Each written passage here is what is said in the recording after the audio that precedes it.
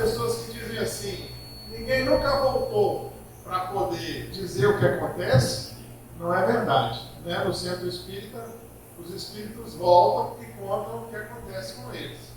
E não é só no centro espírita, é no mundo inteiro, há muitos anos.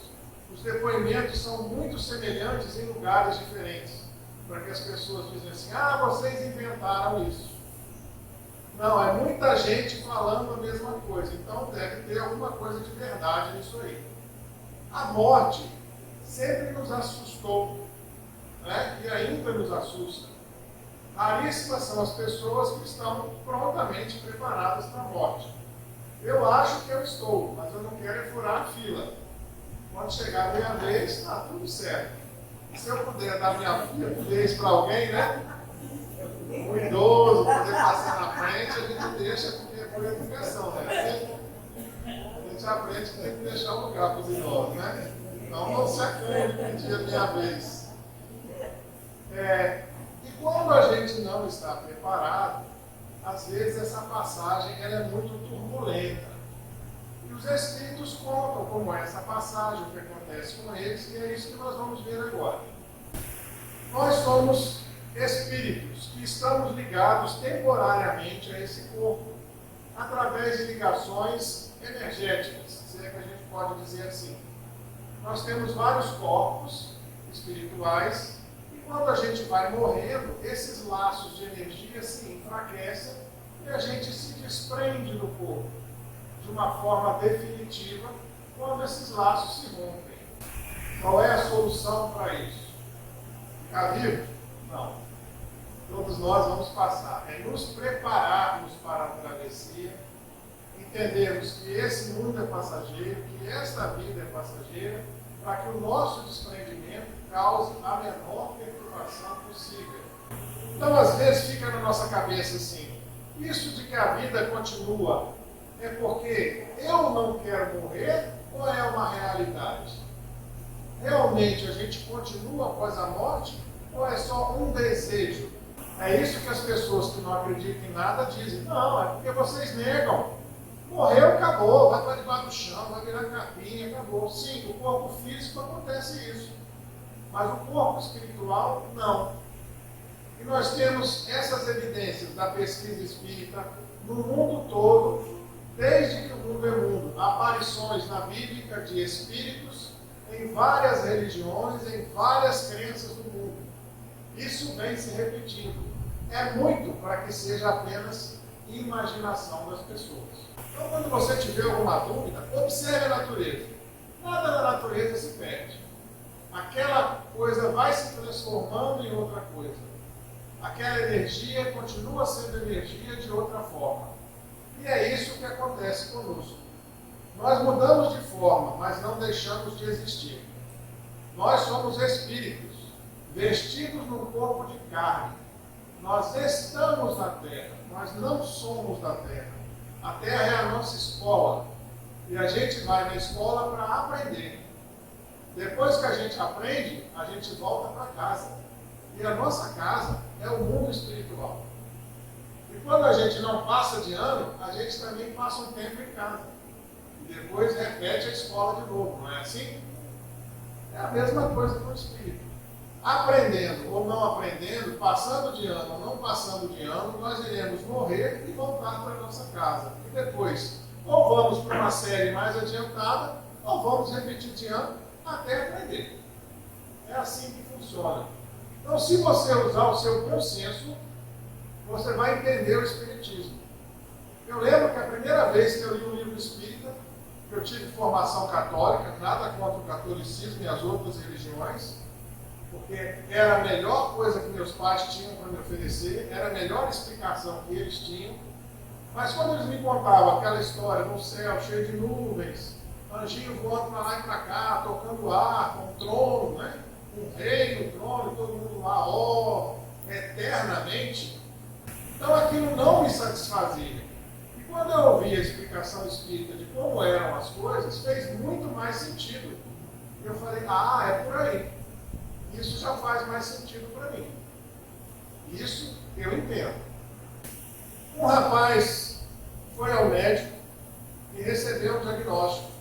Ele tinha um problema de saúde muito sério, que ele podia morrer a qualquer momento e que viveria no máximo 2 anos. O que ele fez? Então eu vou aproveitar a vida.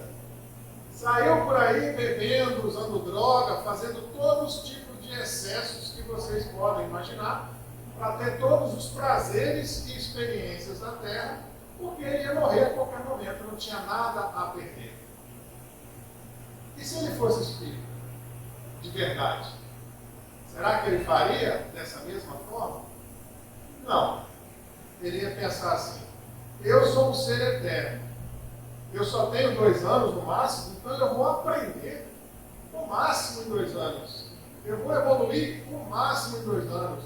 Eu vou aprender sobre a vida após a morte no máximo, porque eu quero ir para lá o mais preparado possível. Eu quero evoluir o máximo possível. Nós sabemos que nascemos e vamos morrer. Então nós temos que nos preparar. Porque se a gente for de repente, a gente vai passar um sufoco danado lá na travessia.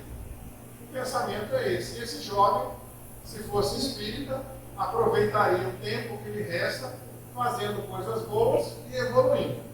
O materialismo, ou seja, o apego à matéria, a falta de fé, não levou o mundo a nenhum progresso. As pessoas que não acreditam em nada, elas não têm nenhuma limitação. Porque não existe punição. Se eu acredito que não tem céu, não tem inferno, não tem Deus, não tem vida após a morte, eu posso fazer o que eu quiser. Não tem consequência. Se eu quiser roubar, eu posso roubar. Se eu quiser matar, eu posso matar. Posso fazer o que eu quiser. Posso fazer uma guerra, posso soltar uma bomba. Se ninguém descobrir, se ninguém me pegar, eu vou me dar bem. É esse o pensamento materialista que se espalha pelo mundo. É esse o pensamento materialista que os espíritos atrasados querem manter a Terra. Porque a Terra está num processo de evolução. E eles não podem impedir a evolução da Terra, mas eles podem atrasar. Então, quanto mais atrasado ele conseguir fazer que a gente fique, quanto menos educadas as pessoas forem, quanto mais controladas as pessoas forem, quanto mais assustadas as pessoas forem, mais devagar elas vão evoluir. E assim eles atrasam o progresso espiritual de nós e da Terra, consequentemente. Por que no passado se acreditava em penas eternas? Por que surgiu essa ideia de que você vai ficar no inferno para sempre, você vai ficar no céu para sempre? O objetivo, gente, era bom. O homem era muito bruto. O homem fazia muitos excessos. Então tinha que fazer muito medo na pessoa para que a pessoa não fizesse nada errado. Então se eu dissesse para você, olha, se você fizer isso, você vai ficar num lugar horrível para sempre, vai sofrer para sempre, na mão com os bichos feios para sempre. Aquilo, em algumas pessoas, funcionava. E hoje ainda funciona em algumas pessoas. Como se eu disser assim, você agora está sofrendo muito, está passando coisas muito ruins, mas não se preocupe, depois você vai receber tudo que você não tiver para sempre. Aí você se conforma com aquele sofrimento. Então, não existe uma religião perfeita para todos. Cada um tem que procurar a religião que o faz evoluir da melhor forma. Se você precisa de uma religião restritiva, é a melhor para você. Porque as pessoas, às vezes, precisam de determinados tipos de religião ou de crença para evoluir. Se no passado, até hoje, o homem respeita a força, se você disser que Deus é amor, justo e misericordioso, esse Deus não vai ser respeitado. Quem vai adorar um Deus que ama as pessoas? Eles querem um Deus que tenha arma, um Deus que, se você mexer, destrói. Você quer botar quem na porta da sua casa? Um guarda com a metralhadora ou um sujeito tranquilo, vibrando lá, tomando conta? A maioria vai dizer, não, eu quero um guarda com metralhadora porque ele é forte. Então a ideia de um Deus forte, que mata, que pune, que é aquele cara, pega mais na terra do que um Deus de amor e de misericórdia. As pessoas têm mais necessidade ainda desse tipo de crença. É uma questão de evolução. Tem uma frase que eu gosto muito, que é do Carr, que diz assim: eu creio no Deus que fez os homens, e não no Deus que os homens fizeram. Eu não acredito no Deus que os homens fizeram, mas no Deus que fez os homens. Por quê? Ao longo dos séculos, o homem construiu, manipulou, fez um monte de arrumadinho e criou uma imagem de Deus humano, que não é o Deus verdadeiro, o Criador do universo. Esse Deus humano não é o Deus verdadeiro, mas as pessoas acham que é. E nós temos que respeitar a crença e a limitação de cada um. Então, cada um tem o Deus que consegue alcançar. Preocupe-se com a sua evolução, com o seu entendimento, com o seu progresso. Cada um entende dentro do seu limite. E as próprias pessoas que pregam essas penas eternas, que pregam o inferno para sempre, tinham que ser as pessoas mais certinhas do mundo, não é? Se você pisar na bola, vai ficar no inferno para sempre. Você nunca ia pisar na bola se você acreditasse nisso. Mas esses religiosos que ensinam essas crenças são os primeiros a transgredir aquilo que eles ensinam. Então nem eles acreditam no que ensinam. E isso é um problema sério. Deus, o Criador do universo, do multiverso, das estrelas, dos planetas, de todas as dimensões, é muito grande. A gente não compreende. Não é humano. Não pensa como nós. A gente consegue pensar em Jesus, que foi o espírito mais evoluído que encarnou na Terra. Mas Deus, o Criador de tudo, a gente não consegue alcançar. Não adianta tentar. Então vamos nos concentrar na nossa vida no presente, porque senão a gente vai passar a vida e não vai chegar a lugar nenhum. Ele fez a lei para todos. Não existe preferência de cor, de raça, de religião. Ninguém nasce eleito, ninguém nasce com mais do que o outro, porque Deus preferiu ela e não preferiu ela. Todos têm as mesmas chances. Ué, mas então como é que nasce gente rica e gente pobre? Gente inteligente e gente menos inteligente? Gente com saúde e gente com problema de saúde? Deus não tinha que dar a mesma chance para todos? Sim, e Ele dá. Tem várias vidas. Aí é que está a pegadinha.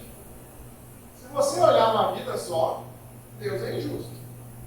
Né? Porque a criança que nasce embaixo do viaduto de uma mãe solteira, drogada, não tem a mesma chance que uma criança que nasce numa família estruturada. O que essa criança fez? Para quem não acredita em reencarnação, ela não fez nada. Ela já nasce com toda a chance de ter problema.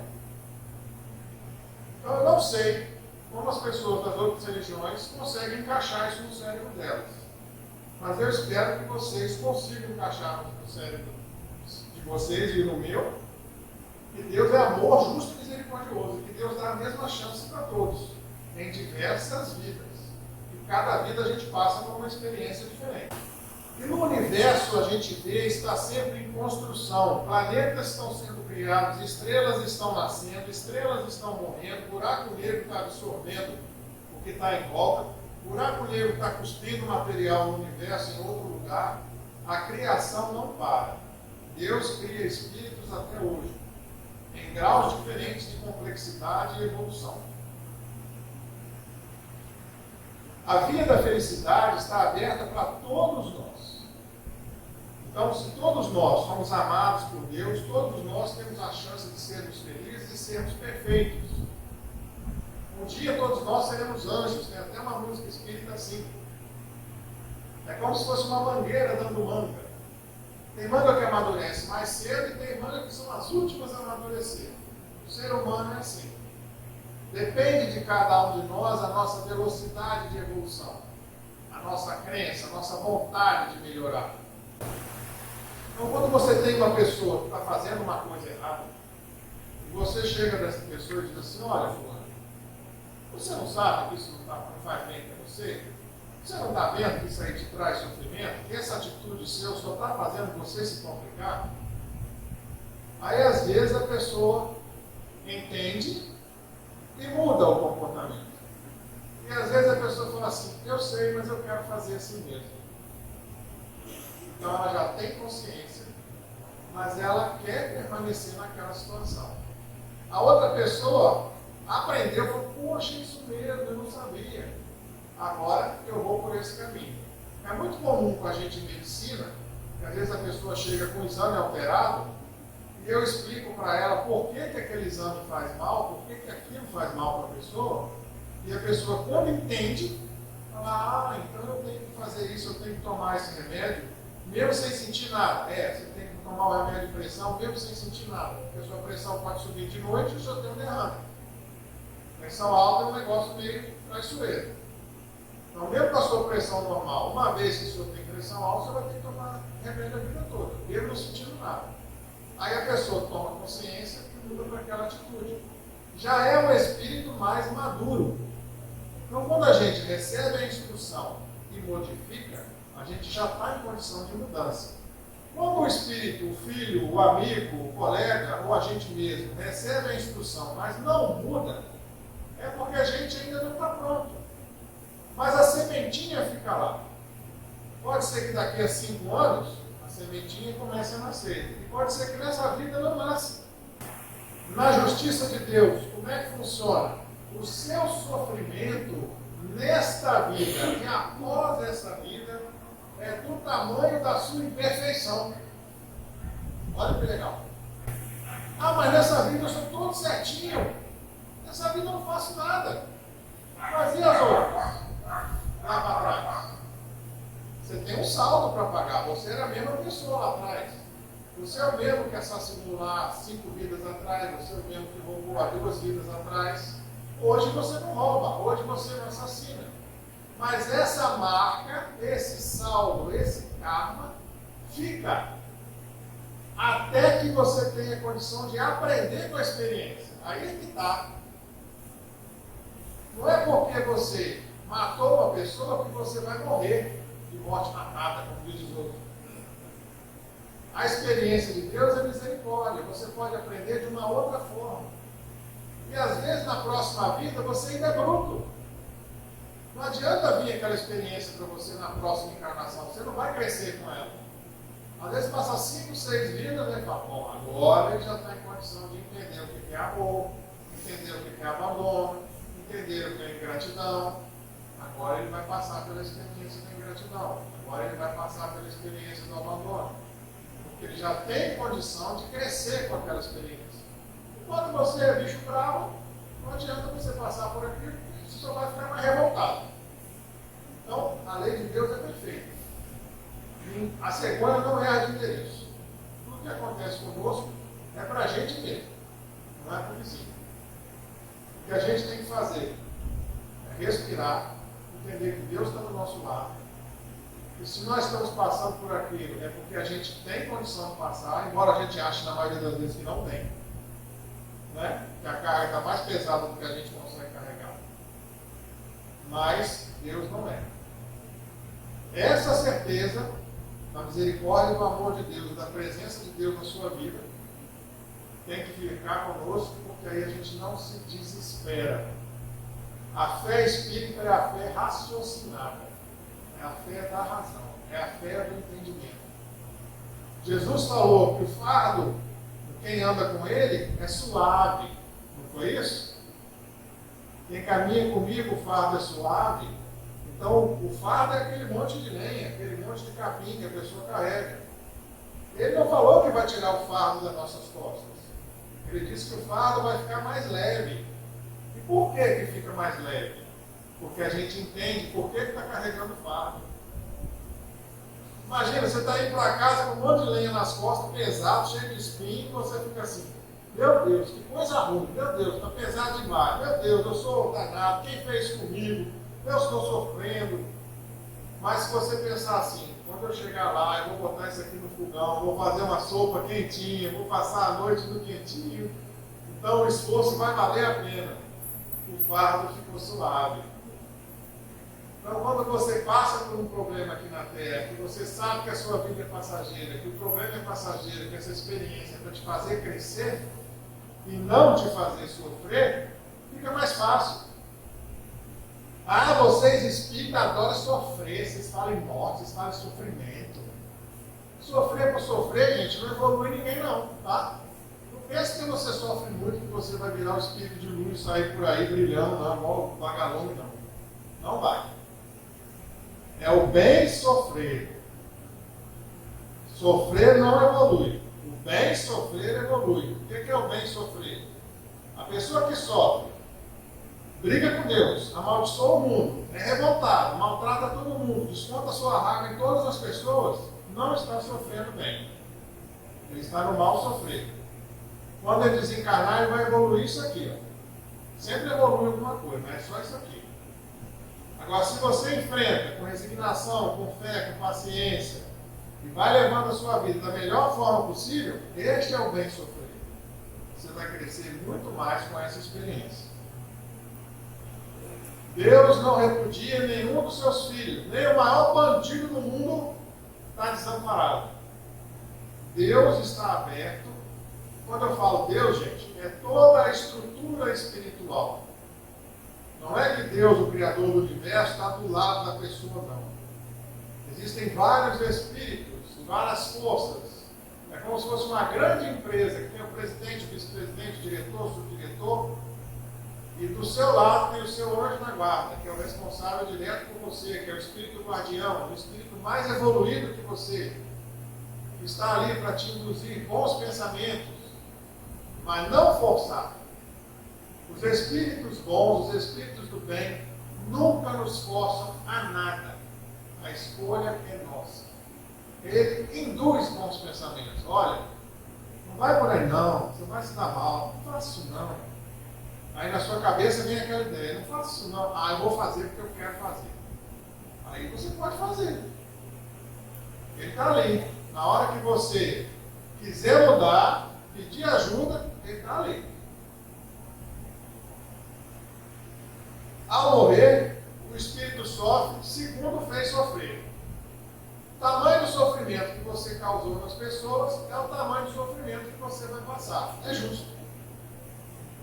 Né? A atenção do espírito fica voltada para aquilo que ele fez. Então aquilo fica repetindo na cabeça dele. Espíritos que se mataram, às vezes fica vendo o suicídio. Espíritos que mataram as pessoas, às vezes ficam vendo aquela cena de assassinato. Aquilo fica repetindo. Igual a gente às vezes quando tem um problema, aquilo fica repetindo na nossa cabeça. Para que serve isso? Para que ele pare e fale assim, meu Deus, o que eu fiz? Não devia ter feito isso. E para algumas pessoas isso demora muito. Porque ele acha assim, fiz, faria de novo. Fiz, faria de novo. E ele vai sofrer isso até que ele mude de ideia. Até que venha o primeiro estágio, que é o arrependimento. Por que eu fiz isso? Não devia ter feito isso. Não era a melhor opção. Tinha outro caminho. Eu achei que se me matasse, todos os meus problemas acabariam, porque eu achei que eu ia desaparecer com a morte, mas a morte eu continuei vivo. E os problemas não sumiram, a depressão não sumiu, eu continuo aqui. Então, o arrependimento é o primeiro passo. Mas nós vamos aprender que são 3 coisas. Alguém pode me ajudar aí? Arrependimento, expiação e reparação.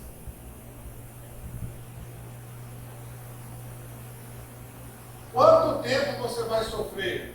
Não tem um tempo definido.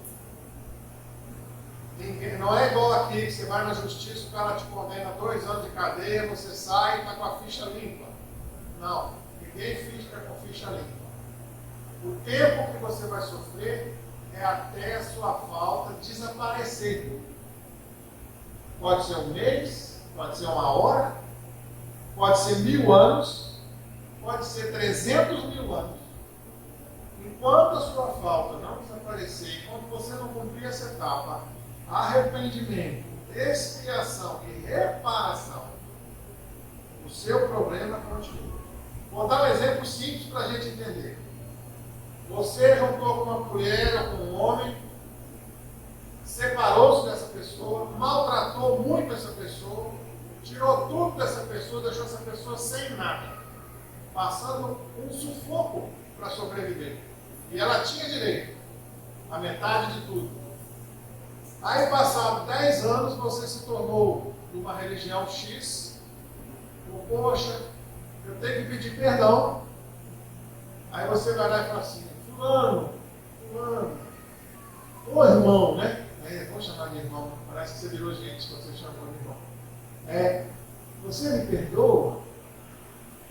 Aí, independente do que a pessoa disser sim ou não, está tudo certo. Está reparado o mal que você fez? Os 10 anos de fome que aquela pessoa passou, os bens que eram daquela pessoa que você retirou? Não. Arrependimento, primeira fase. Expiação é o sofrimento seu, a angústia sua de ter provocado aquele mal. Reparação, consertar, reparar o mal que você fez. Está aqui, 10 anos de pensão atrasada. Está aqui, indenização por danos morais. Está aqui, tratamento por psicólogo, psiquiatra, pelos traumas que eu causei em você. Aí você está começando a fazer uma reparação. É só pedir desculpa? É muito simples, né? Eu prefiro assim, eu também. Crê no Senhor Jesus e será salvo. Jesus eu creio, céu aberto, estou lá dentro.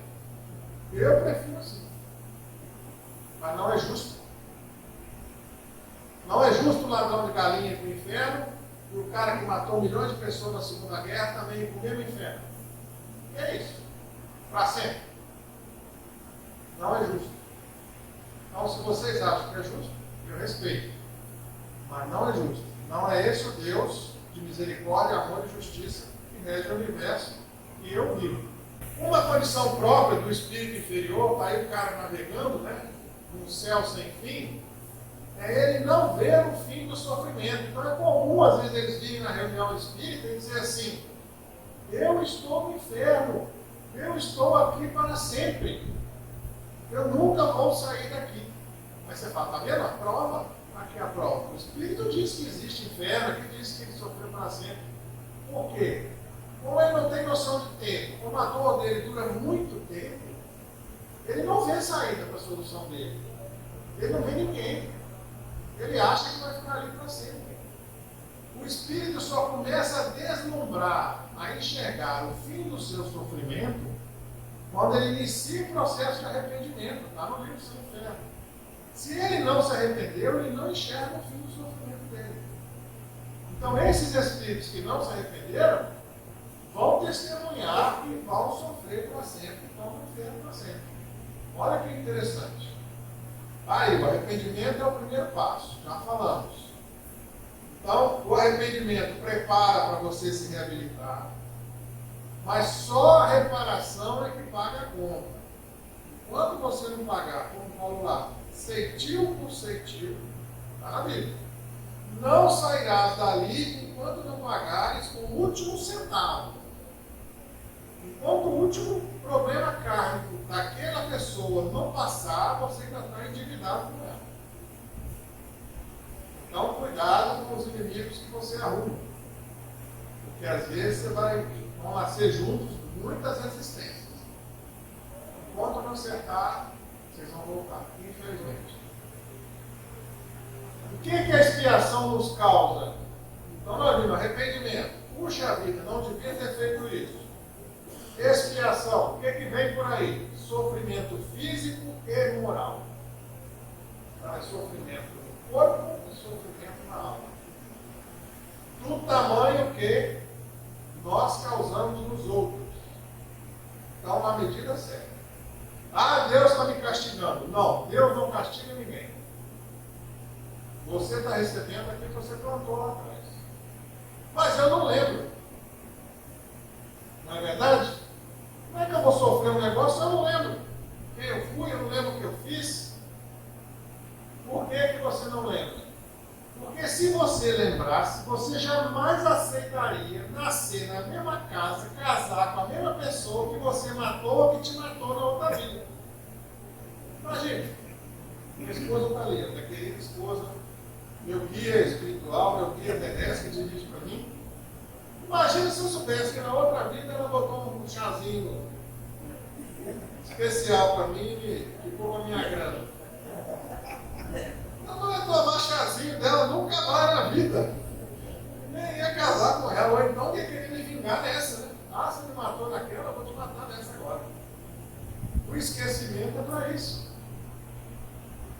gente possa se acertar, para que a gente possa conviver com os nossos desafetos.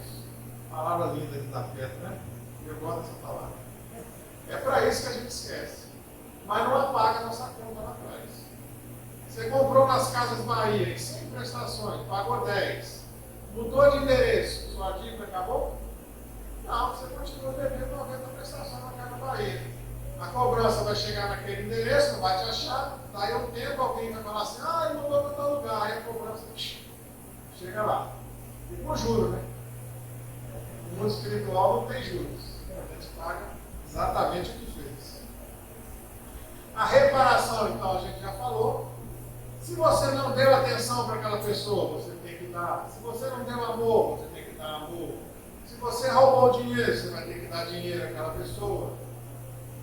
Se você provocou um problema de saúde, você vai ter que cuidar daquela pessoa.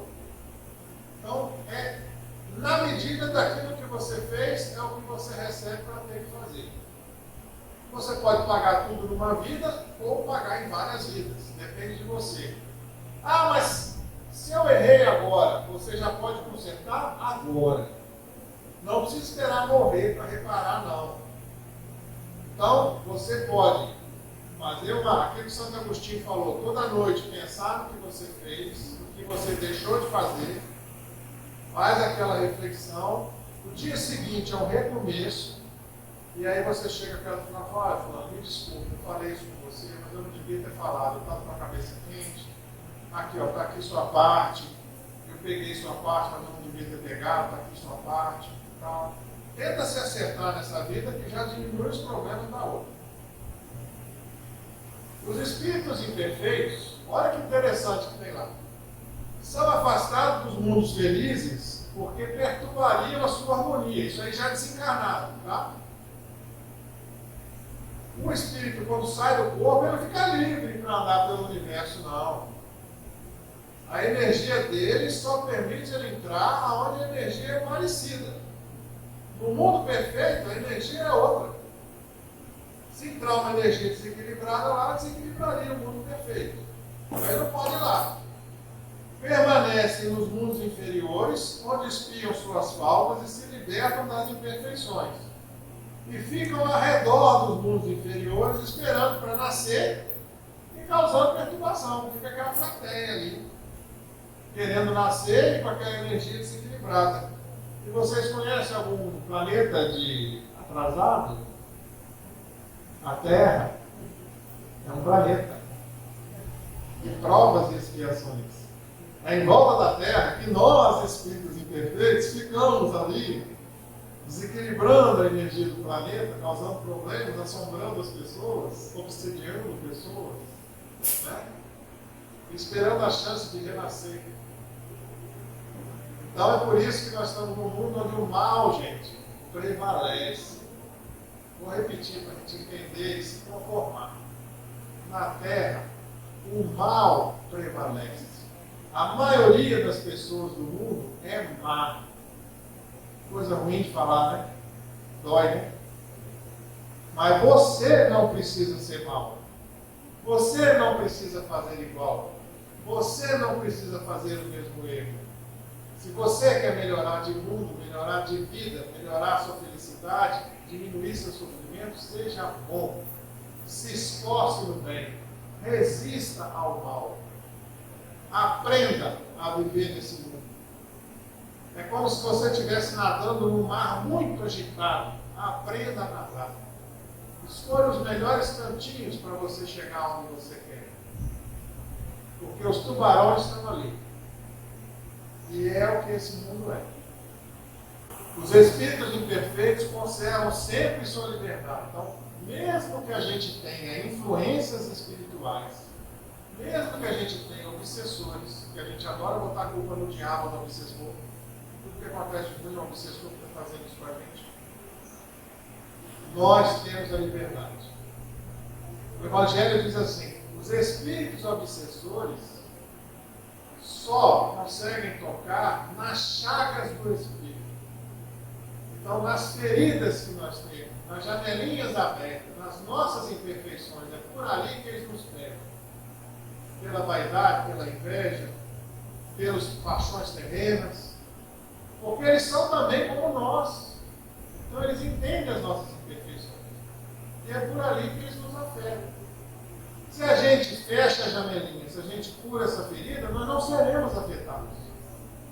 Então a melhor maneira de diminuir a obsessão, não digo que é possível acabar com ela completamente, é você cicatrizando as suas feridas, se tornando uma pessoa melhor, fazendo bem, fazendo evangelho no lar, melhorando a energia da sua casa, resistindo ao mal.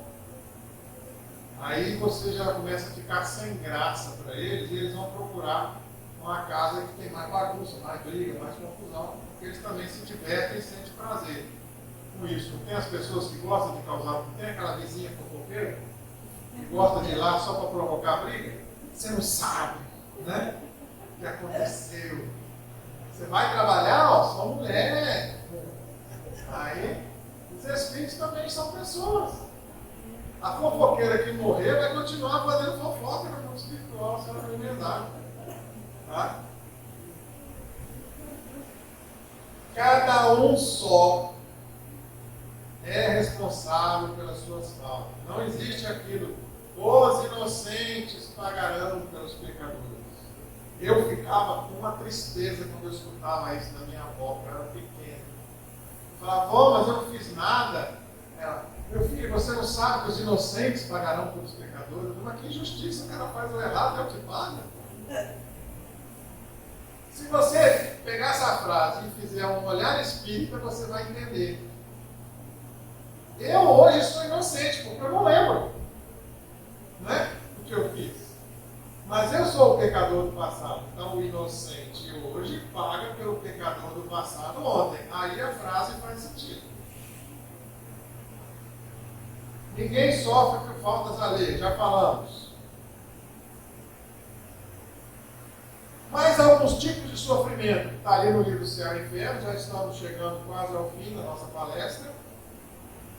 Faltam poucos slides. São comuns. Então, o que é comum de acontecer com quem desencarna? Lentidão da separação. Então, o espírito demora a se separar do corpo. Estado de perturbação, de meses até anos. A pessoa fica com a mente perturbada, não sabe se está acordado, se está dormindo, fica tipo um pesadelo. Para quem se liberta, para quem é espiritualizado, a separação é rápida. É como levantar de manhã bem. Podemos diminuir o sofrimento, reparando, arrependendo, nos tornando melhores, ajudando as pessoas. Então a gente já aprendeu que não existe pena eterna, que a nossa pena vai durar o quanto demorar para a gente se arrepender, que a nossa condição no mundo espiritual é a condição que nós preparamos, o sofrimento na vida espiritual e o sofrimento nessa vida é aquele mal, o tamanho do mal que nós fizemos.